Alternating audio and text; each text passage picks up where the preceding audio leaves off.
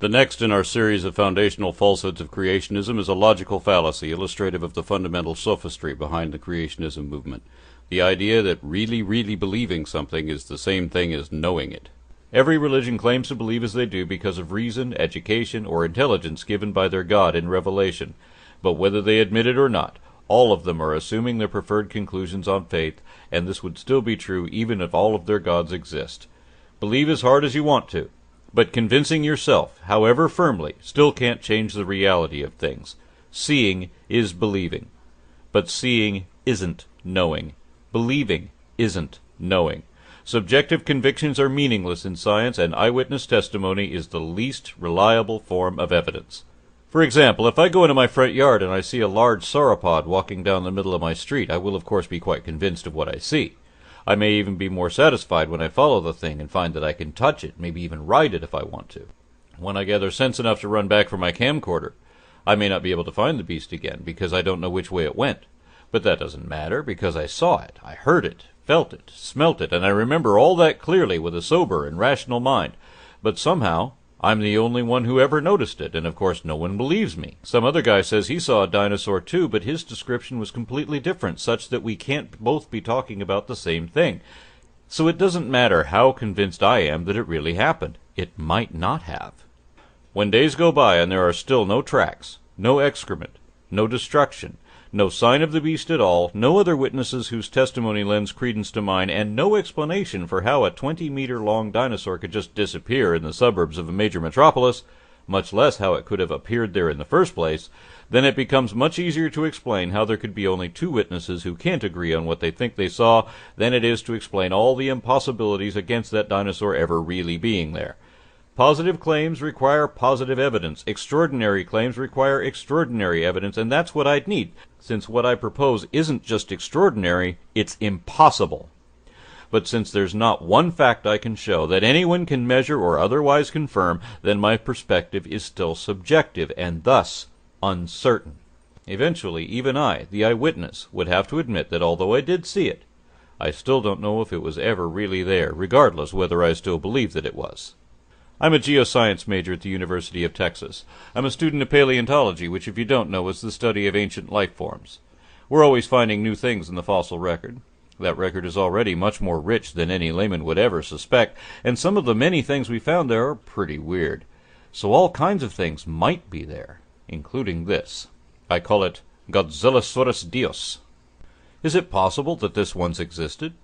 Well, to be philosophically correct, I would have to say yes, it is technically possible this form of Lepidosaur actually could have existed, and I concede that it is even conceivable that we could find it in the fossil record someday.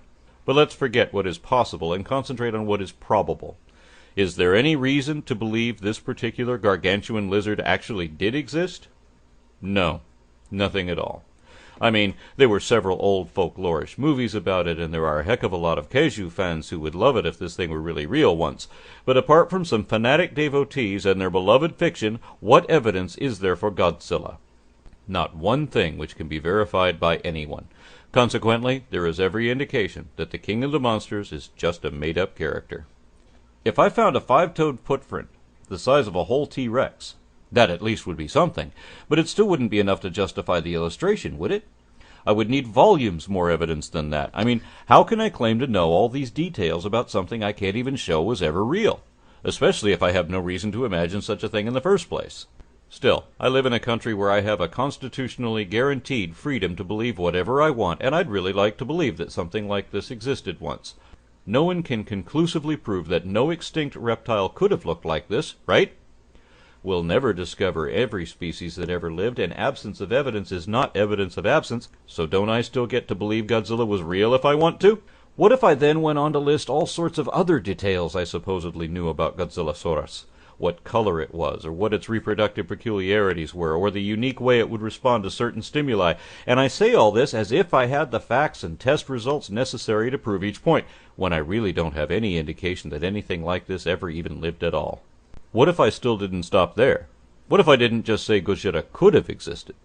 Given the utter lack of evidence, just that comment alone might have cost me my credibility as a scientist.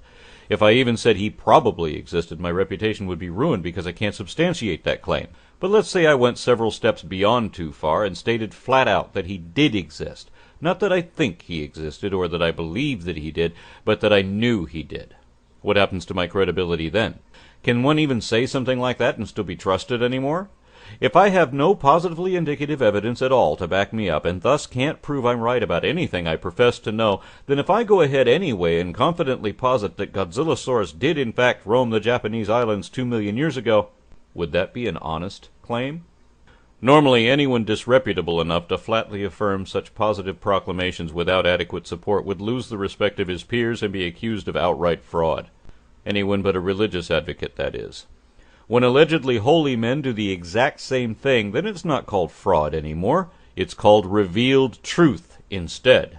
It's quite a double standard, isn't it?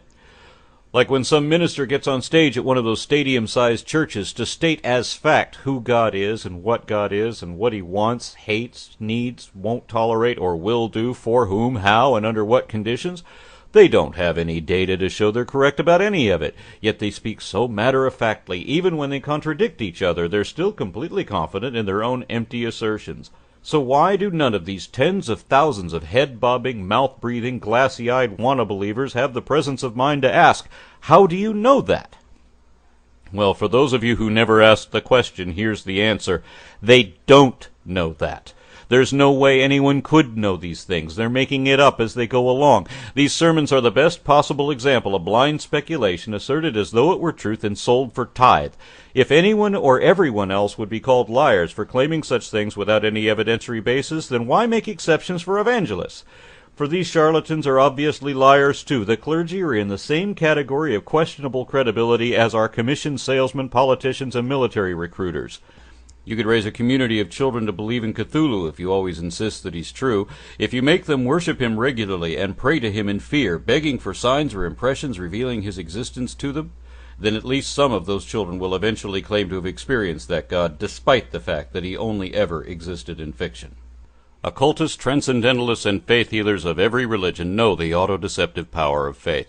It doesn't matter which gods or spirits they pray to, no matter which devotion one practices. If the ambiance of the ritual is right, then faith can prepare the mind and psych the senses into perceiving or experiencing whatever the subjects want to believe.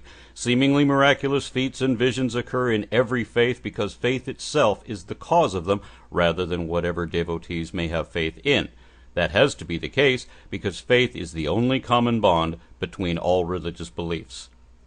Believers often say they know for a fact that their beliefs are the truth. They testify to things they don't know anything about, they pretend to witness things they've never really seen, and they like to use other confident-sounding terms like conclusively proven when they're really only talking about baseless assumptions, and vice versa. They often claim absolute truth when they're really talking about bald-faced lies, and all too often they will continue to repeat and appeal to arguments they know have already been proven wrong. But if you believe in truth at all, then you should make sure that the things you say actually are true, that they are defensibly accurate and academically correct, and if they're not correct, you should correct them. You wouldn't claim to know anything you couldn't prove that you knew, and you wouldn't talk about anything being proven at all unless you're clearly using that term in the sense that a court of law would use. Scientists must choose their words very carefully because science is brutal in peer review, and no scientist would ever get away with any of the wild, raving propaganda which religious zealots and the news media use. That's why they say the devil is in the details. First of all, truth is more than just facts. It implies something that is completely true, the whole truth, and nothing but the truth. So every word of it better be accurate or it isn't truth at all, and depending on the topic, such a concept is likely beyond human comprehension anyway. Truth may be pursued, but never possessed. That's why we should trust only those who seek the truth and doubt those who claim to have it. A fact is a unit of information that is verifiably true beyond dispute, and obviously beliefs based on the conflicting faiths of different religions cannot qualify as that. Belief may be either rational or assumed on faith, but in either case, it doesn't matter how convinced you are. Belief does not equal knowledge. The difference is that knowledge can always be tested for accuracy, where mere beliefs often cannot be.